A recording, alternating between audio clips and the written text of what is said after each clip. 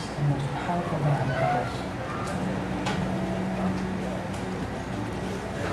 Employing 40,000 people over 16 years, it's the biggest building project since the Great Wall of China was started 2,500 years ago.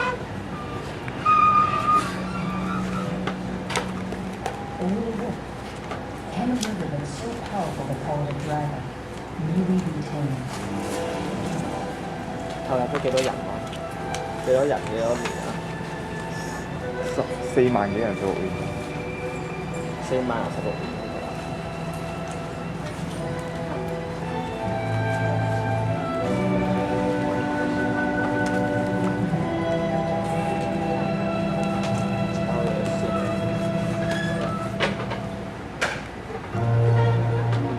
In August 1998, China was devastated by the worst floods in 44 years. 2 million troops were rushed in to fight the Yangtze's rising waters. One of the world's fastest and most dangerous rivers was living up to its reputation.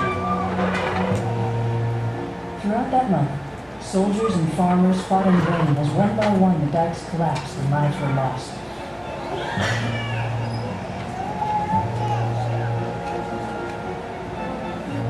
An area the size of New Zealand was flooded. The human cost was enormous. At their height, the floods affected nearly 300 million people. That's more than the population of the United States. The people of the Yangtze suffered disastrous floods on average every 10 years. In this century alone, floods have killed over 300,000 people.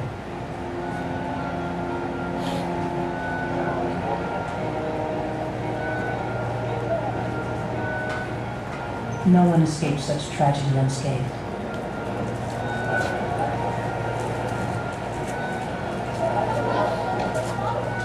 The true toll of the 1998 flood may never be known. It was so cataclysmic, the cost of fighting it and repairing the damage threatened to destabilize the economy of China. And when China's economy is threatened, so are those of the whole industrial world.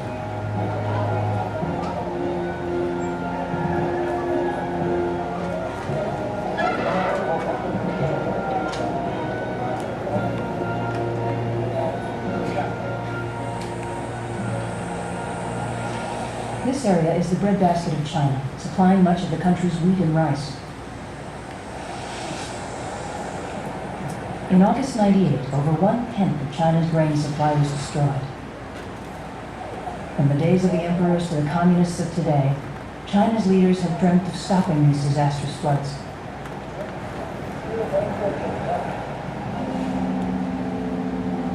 They now think they have a solution: to complete the building of the world's biggest dam and tame one of the world's most dangerous rivers. Started in 1994, this is one of the world's largest construction projects ever. By the time it's finished in 2009, the dam will be a wonder of the modern world, a new Great Wall of China.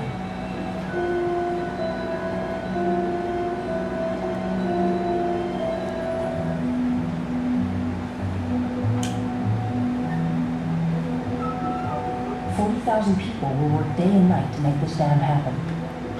The dam will cost $28 billion, the cost of 14 space shuttles.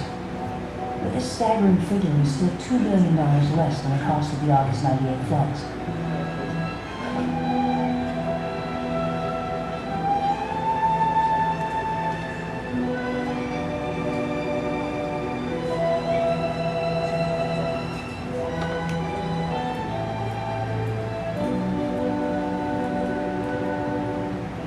When completed, the dam will be 1.3 miles long and 610 feet high.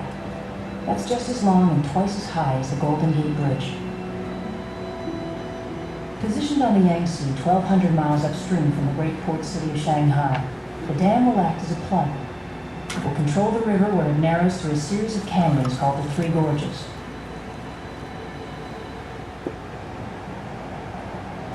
The man in charge of this massive project is one of the world's most brilliant and respected engineers, Mr. Liu Yumei.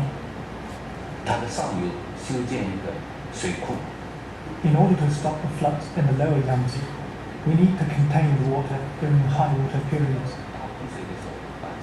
in a man-made reservoir created by blocking the river with a three-gorges dam.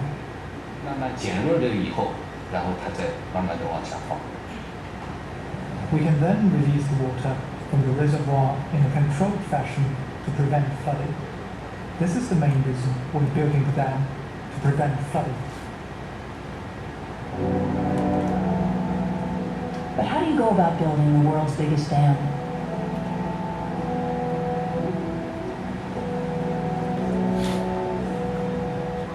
First you build foundations. By the time it's finished, enough rock will have been excavated to build 100 Empire State Buildings.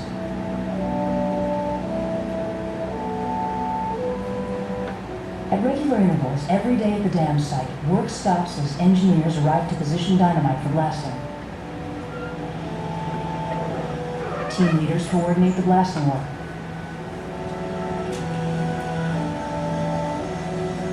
All workers know that a red flag means a danger zone. Boxes of dynamite are thrown like footballs. But don't be fooled. These are Army-trained demolition experts who know the risks. Detonators are made by taping sticks of dynamite to a fuse, which will then set off big clusters of explosive.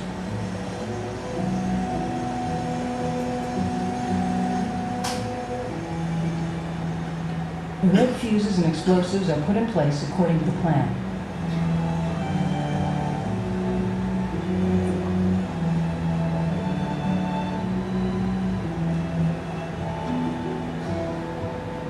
Dynamite is most effective when drop-down holes drilled deep in the granite.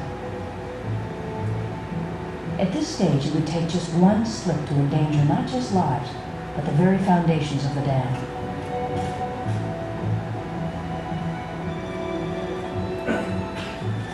It's dangerous and dirty work.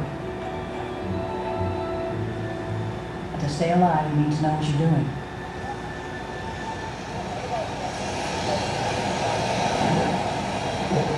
The blasting teams know when it's time to evacuate.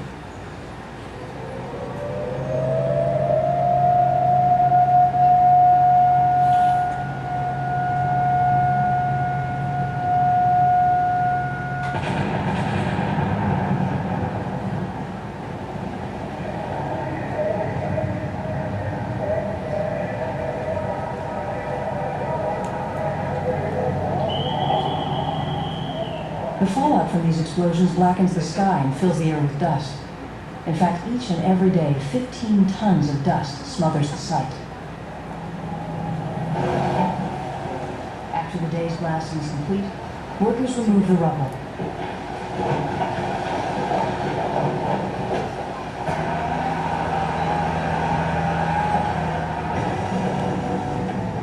Most will be ground up and used in building the main wall of the dam. The rest will be sold to build highways for China's rapidly expanding infrastructure.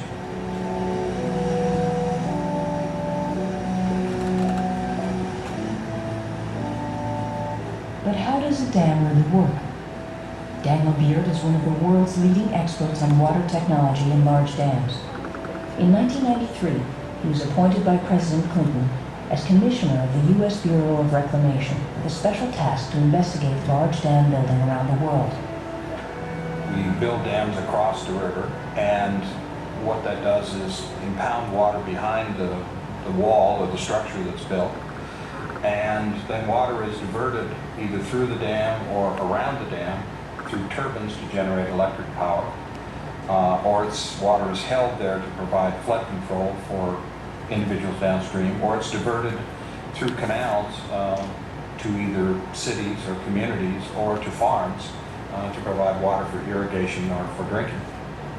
The fascinating thing about large dams is that they take on a life of their own. They become symbols of a country's arrival as a first world nation or a developed nation. They become symbols of what is owed a people or a community. They become symbols of people's use of technology.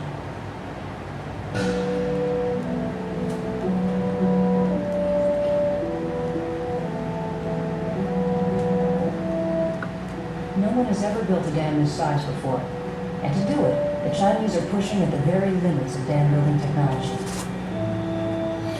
For instance, how do you build a 610-foot wall in the middle of a river? The first step is to provide a dry base to build on. To achieve this, the river is diverted from its natural course into a new 300-yard wide channel, bypassing the main dam site.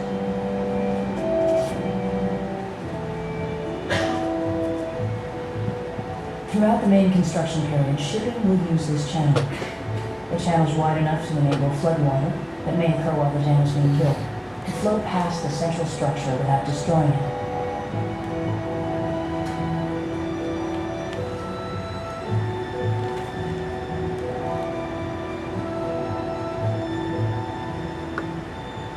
As the diversion channel takes the main flow of water, the river's natural course will be gradually blocked by dumping rubble to form a temporary barrier, called a cofferdam.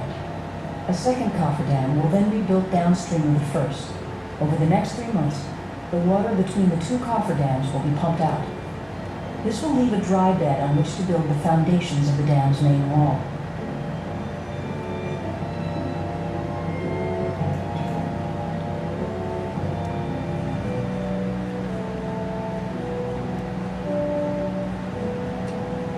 This is one of the most dangerous phases of the whole construction process. Until their cement core has been built, the cofferdams are made of rubble which is simply dumped into the river. At this stage, they are extremely unstable. Dump trucks work in endless rotation to lengthen these temporary walls. Rubble is produced by the blasting.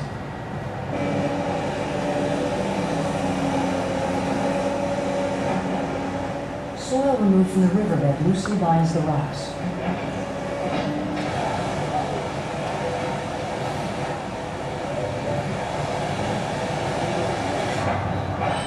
Then pumps inject bentonite, a liquid clay and cement mixture, into a trench in the middle of the cofferdam.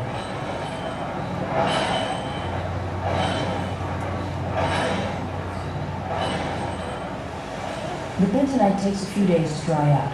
Eventually it hardens into a substance strong enough to form a backbone, which will prevent the cofferdam's collapse. When the liquid sets, it remains flexible enough to prevent the structure from cracking under pressure. Once the cofferdams are in place, the workers have to race against time and the weather to shore them up and make them secure.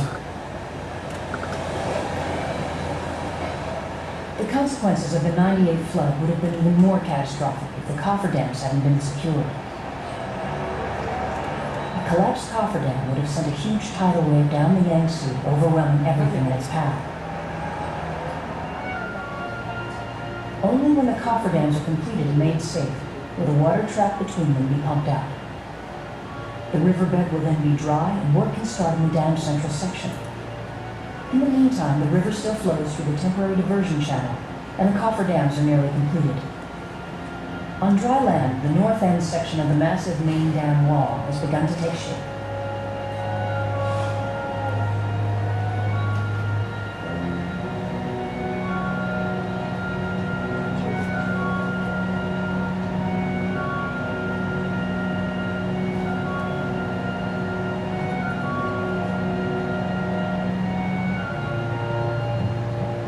The scale of this giant undertaking is formidable.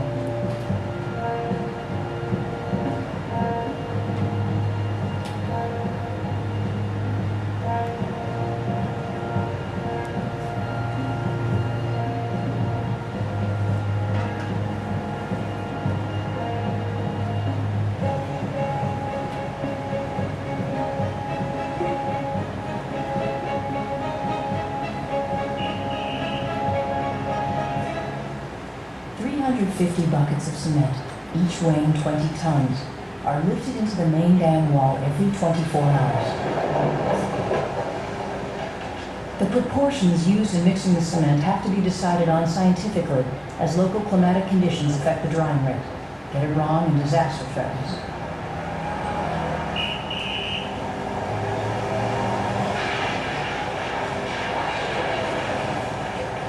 It takes 5 minutes to swing each giant bucket across the void to the top of the dam. Once there, it will be tipped into a preformed casing where it hardens into a block. One small piece of the dam falls into place. On this site, women as well as men are employed in some of the most skilled jobs, including crane operating. These are amongst the tallest cranes in the world. One crane is as high as the Victoria Falls in Africa. Operators have to take an elevator and then climb 400 feet just to get to work every day. As the operator swings the vast bucket of concrete, engineers below indicate the exact spot where it should be poured.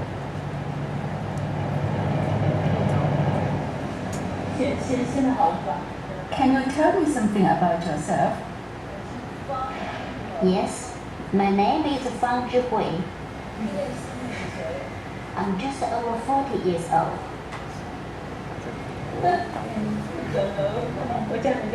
How long have you been doing this job? I started operating a crane in 1978. Since September last year, we've been operating right up here at this height. It's much higher than before, but it honestly doesn't scare me too much, the extra height. To tell you the truth, once you get used to heights, the extra weight doesn't count. It's all the same to me. Just a moment. I have to give it my full attention. It's really complicated up here. There are other cranes around and you have to be very careful to avoid collisions.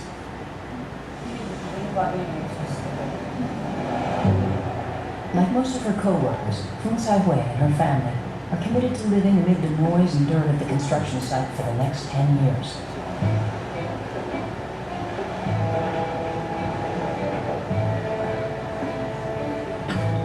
Alongside the dam site, a city of the future is being built to house the people who will maintain the dam when it's finished.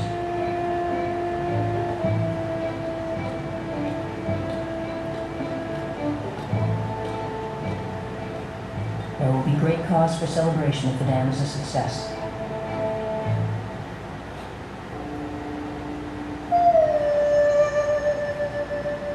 The dam truly is taking shape in the heart of China. Immediately above the dam lie the three gorges that have given the dam its name.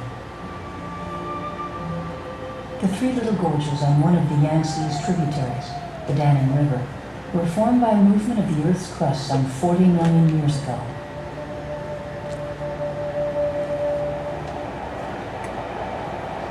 The Danning flows into the Yangtze, but while the water of the tributaries remains sweet and clear, the main Yangtze is one of the most polluted waterways on the planet.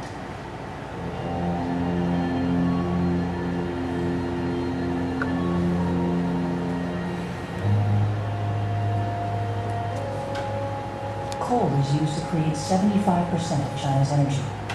China is the world's largest producer and consumer of coal. Carbon emissions are damaging the environment. The Three Gorges area of the Yangtze, from Chongqing in the west to Wuhan in the east, is the heart of industrial China. Factories in the area generate a high level of acid rain that covers an area the size of Japan.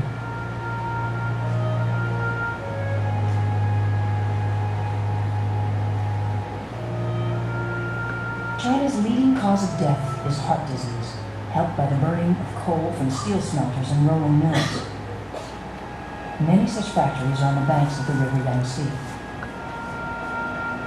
Dam Director Liu hopes that clean power generated by the hydroelectric plant at the dam will help to reduce this terrible toll. 由于修建了水库长江流， Because of the reservoir that will be created behind the dam, the Yangtze will contain a lot more water, so providing for the generation of 18.2 million kilowatts of electricity. 最大的电站。 It will be the largest power plant in the world, capable of supplying all the power needed by a city 4 times the size of Los Angeles. This vast hole will be the site of one of the power stations. Solid granite had to be blasted to make way for its foundations. By the time the dam is complete, over 78 million cubic yards of rock will have been shifted in this mammoth drill and blast operation. It is hoped that selling the power generated by the dam will both fuel China's boom and help the dam pay for itself. The way power is generated by a dam is explained by Daniel Beard. Hydropower is electric power generated using the energy of falling water. There's only one law that you need to generate power, and that's the law of gravity.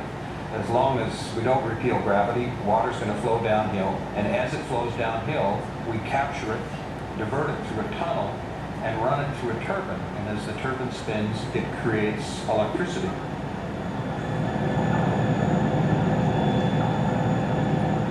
It can be an inexpensive way of generating power if you look just at the cost of the turbine, but it also is expensive when you look at the impact that a dam may have on the community or the environment.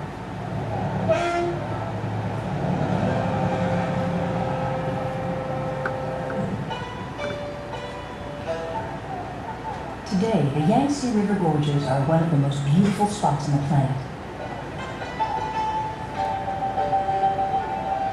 Every year, up to 17 million Chinese people explore the beauty of the Three Gorges area.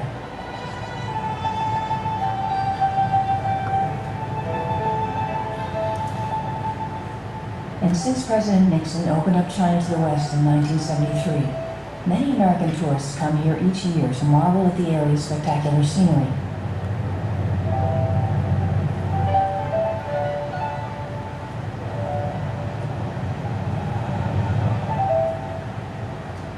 People come to see wildlife and traces of ancient cultures. Like this reconstruction of a walkway built above the river 2,000 years ago. They come to see aspects of China that have gone untouched for thousands of years in an area that's now changing fast.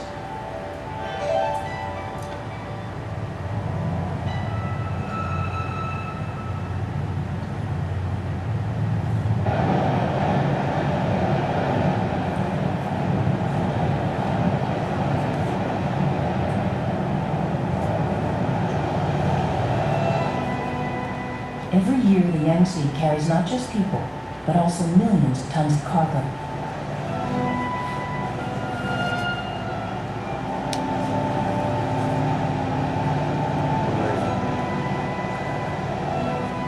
But soon, a 610-foot wall will block the river.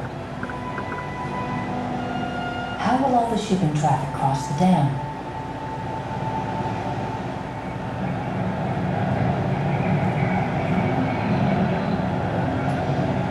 The answer is not revolutionary in concept, but it is in scale.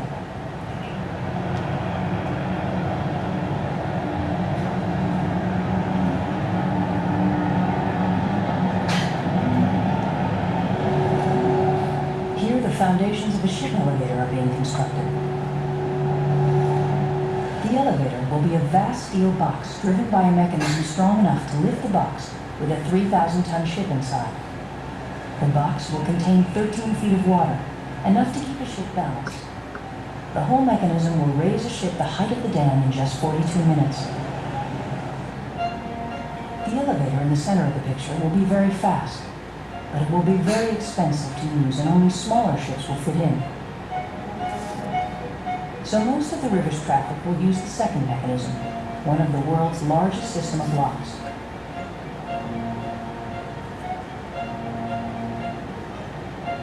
The 5-level lock will enable 10,000-ton barges to cross the 610-foot barrier of the dam.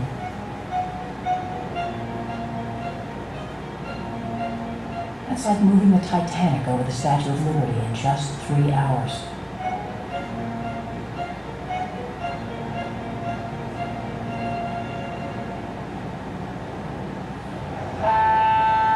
The reservoir behind the dam will be much deeper than the river is now. This will mean that ocean-going vessels will be able to carry goods directly between San Francisco and Chongqing, which is 1,500 miles from the sea. An acceleration in the pace of the regeneration of central China will follow. It's estimated that the volume of shipping here will increase 5-fold, and that will mean a lot more money in a lot more pockets. Chongqing is already a sprawling area of 30 million people. That's equal to the entire population of California. When the dam is finished, it looks set to become a new Hong Kong, a city where business is everything.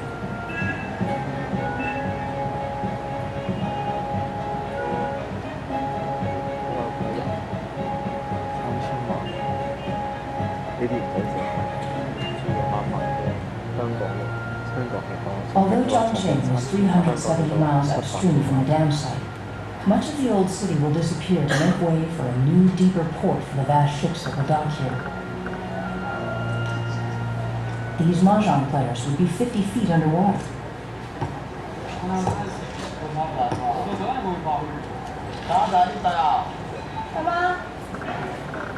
In this wartime capital of China, everywhere the old is being replaced by the new.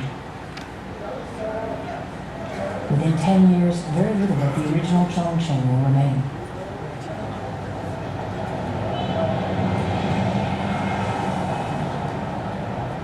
This man, Mr. Zhang Jiyan, must leave his family home for an apartment in the modern city. His home will be demolished tomorrow, so he paints a picture to help him remember.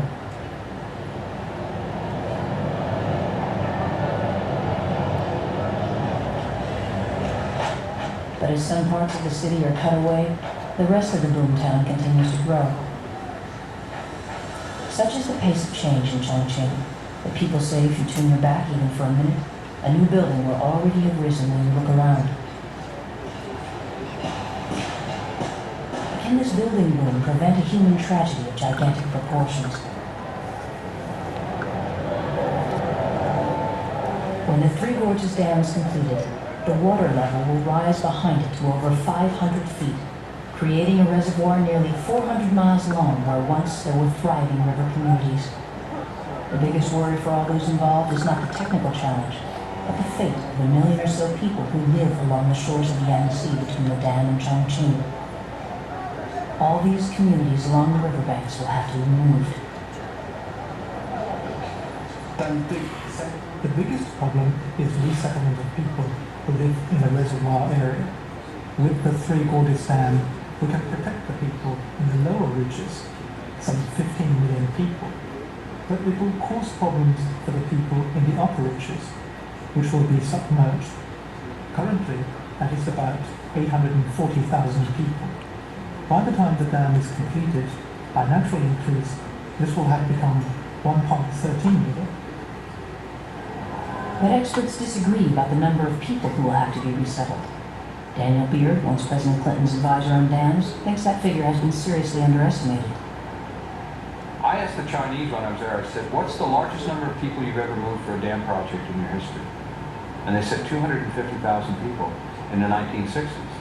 And my assumption was at that time they were done at the end of a band-aid. Well, now you have a much different country, you have a much different China, and you're going to move 2 million people?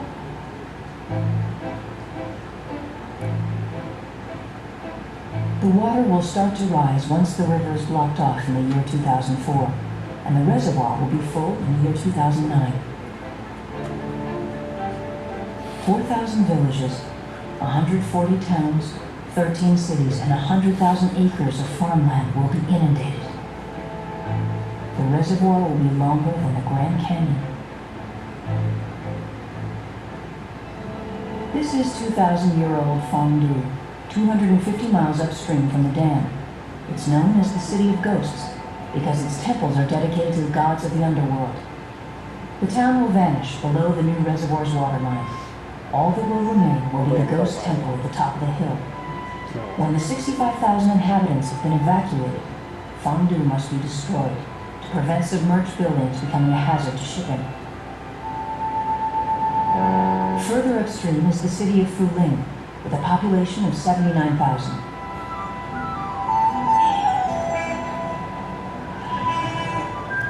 On one of the main shopping streets, a sign indicates how high the reservoir's waters will be when the dam is completed.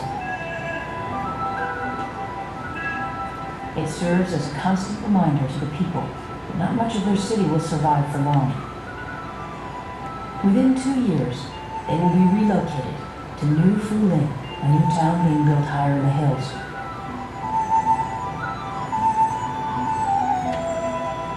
It is typical of the cities of New China, changing fast as the whole country develops as a world power. 13 modern cities like this are to be swept away, and all their residents moved. These men and women will have to relocate the businesses they've worked so hard to build up. The problems of moving this many people are considered by many insurmountable.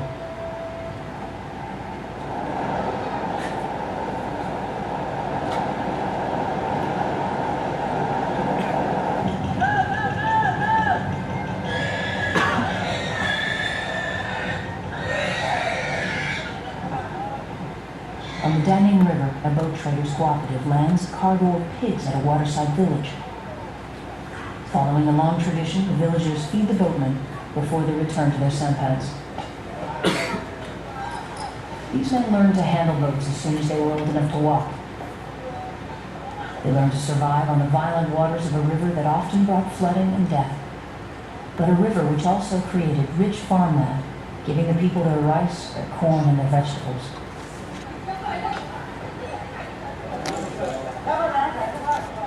Soon the waters of the gorges will rise, and this river life will be lost forever.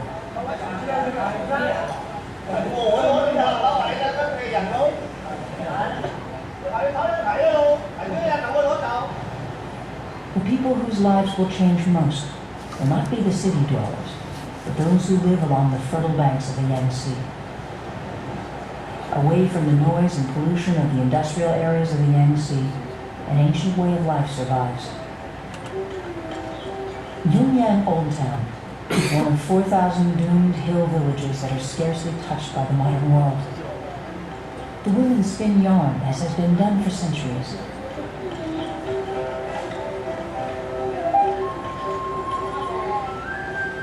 A kind of rural community that no longer truly exists in the Western world.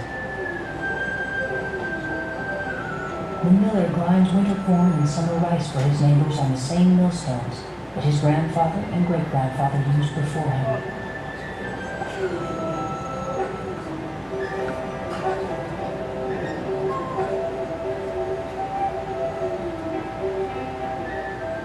Housewives use the traditional wok for cooking.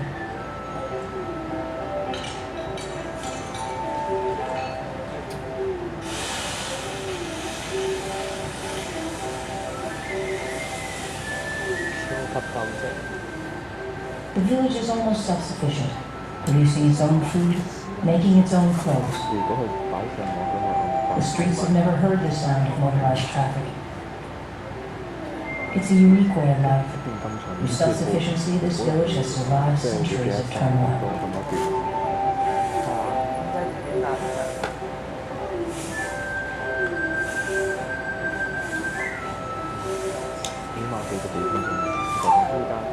This is where the ancestors have been worshipped for generations. This is where the ancient village tree has stood for centuries. This is the time-hallowed ground that now has to be abandoned forever.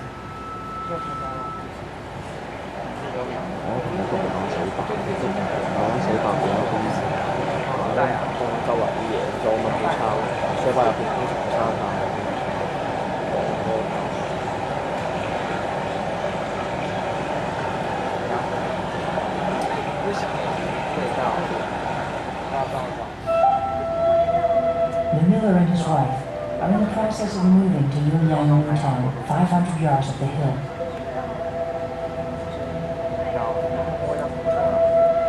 Here they will have to start again, without any reminders of their past.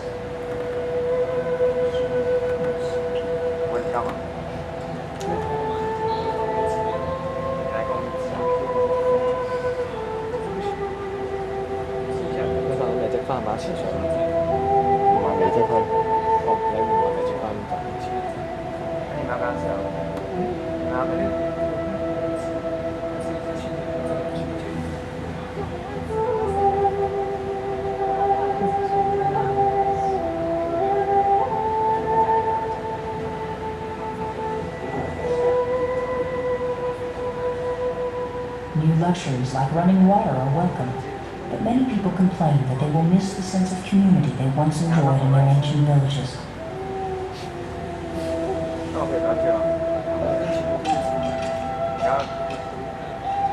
With the great move already underway, many in China are questioning whether it can work.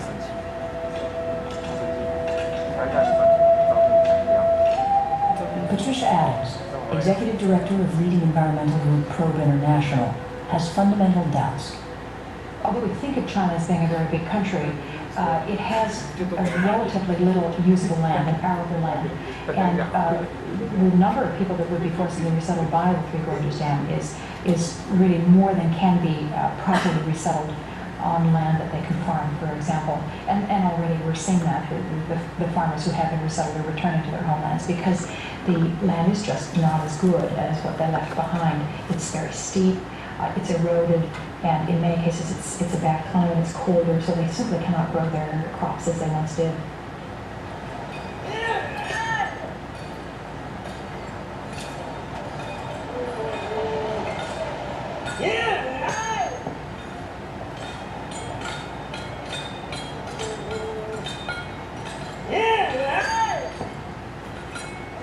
In an attempt to overcome such problems, some strong village communities have taken a group initiative.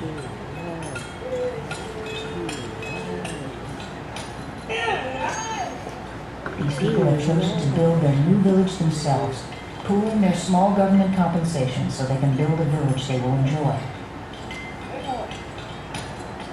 At the moment, they are building a road to their new home high in the hills. No bulldozers to help them, but they are determined to make the most of the situation they find themselves in.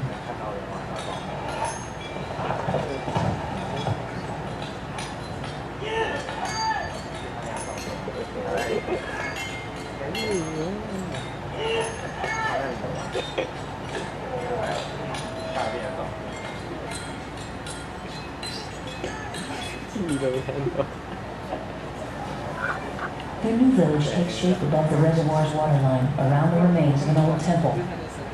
They're trying to recreate the atmosphere of the village they are leaving behind. Some of the new buildings are thatched with straw, in the old style. An avenue of trees has been planted along the village's main street. With limited funds, they're doing all they can to make this home. This scheme has been helped by the village's strong leaders. Madame Zhang Yiren dealt with some of the villagers' worries. Villagers have to move because of the Three Gorges Dam. It is state policy. Some people moved easily and were willing to cooperate. The others were much, much more difficult and did not understand why they had to move. It was a real problem.